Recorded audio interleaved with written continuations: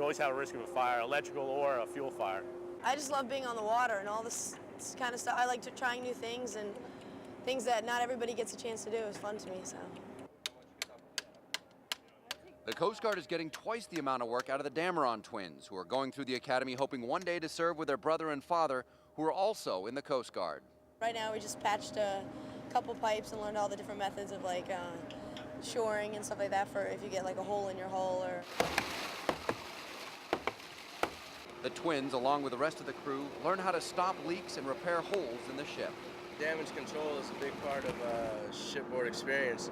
If you're out in the middle of the ocean, there's nobody going to be saving you. It's just going to be yourselves.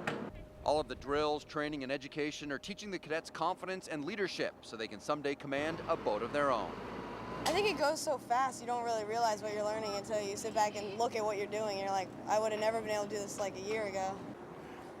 Sailing isn't an easy thing. It takes as many as 150 people pulling on more than 200 lines. They have a total of 23 sails on board, and we're using them all to get up full head of steam. Helm away! On the mizzen! Haul your mizzen from amidships! Helmsman, rudder and midships! Let's go, let's go, let's go, come on! To set the sails, it's all hands on deck. The cadets and crew wrench on more than 200 lines and set all 23 sails on board. Hauling on lines a lot, you know, it rips your hands up pretty well. Is it worth it though? It's very worth it. I love it. Just because I'm doing something, I mean, my buddies are back home sitting on their butts watching TV, and I'm out here working my butt off, and I love it.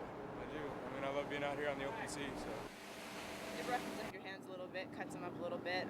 As many as 50 cadets and crew must go aloft. They climb into the rigging to unfurl the sails.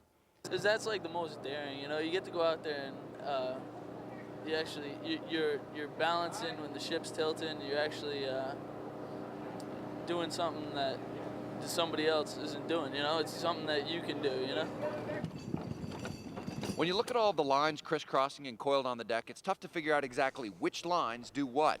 But after a few days of climbing aloft and heaving on the lines, the cadets and crew have it down to a science. We're hauling around on these braces here, and the yards are all going to swing, and we'll fall back off, start sailing.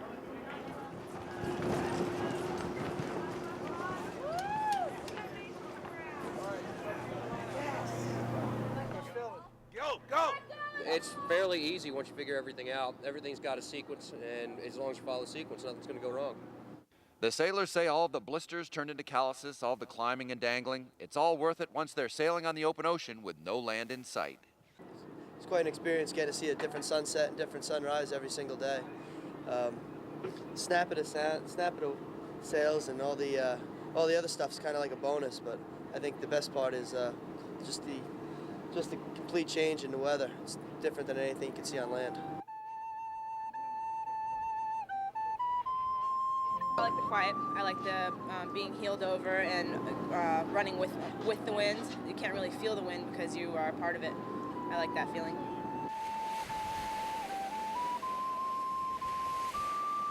This big, huge ship moving along at 5 or 10 knots just by the power of the wind alone, and coming around just by the skill and the sweat of all these people. It's just it's neat. It's hard to describe. It's a connection to our maritime heritage. It's the way people did things in the last century.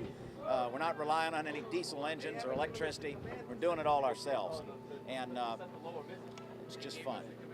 Jimmy, this is Captain. I got to tell you, that was one hell of a fine tack. In 30 minutes and we're done from manning up to making up the lines and doing 10.5 knots in the other direction. I love it when a plan comes together.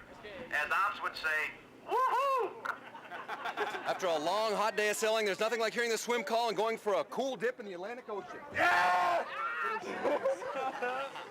When we come back, we're going to show you what happens when the winds kick up and the waves start to roll in. We'll show you how they weather a storm.